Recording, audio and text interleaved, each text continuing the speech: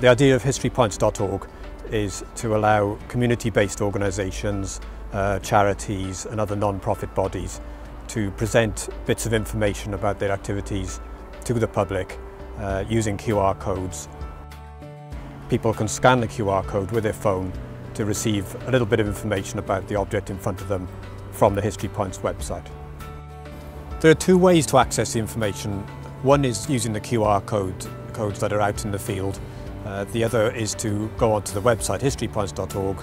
You can navigate from there to either places of interest in your own local community or places that you might want to visit. At the moment we've got about 300 places featured on HistoryPoints.org with QR codes out in the field. They're mostly in North Wales because that's where the project started off. We've also created a tour of using QRs along the Wales coast path. So you can go from one History Points site of interest to another as you walk around the coast path. It covers quite a variety of information. Local history is perhaps the main one, but also, for example, place names. We explain the origin of place names and how to pronounce them with sound files. We also have information about geography and also natural history, the wildlife you can see in some places, for example. All the plaques and window stickers follow a standard format. In the middle is the History Points logo.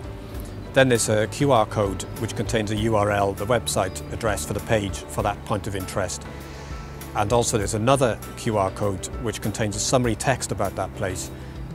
You don't need to go onto the internet to connect and receive that information from the QR code.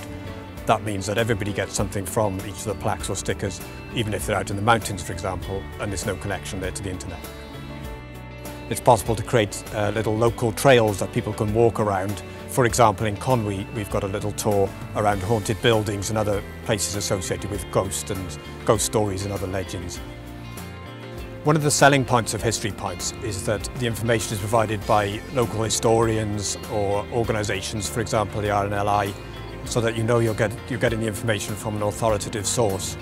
We've also been able to correct the misconceptions or records that may have existed in some places. For example, there's a building in Conwy with a date 1589 above the door, but carbon dating has recently shown that the majority of the house is actually a lot older than that. One of the features of the area that most intrigues visitors is the smallest house in Great Britain.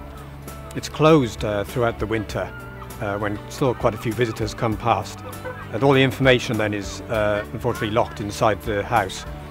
So now with the QR codes that are in the window, anybody can get information about the smallest house, how it came into being, any time of the year, any time of day or night.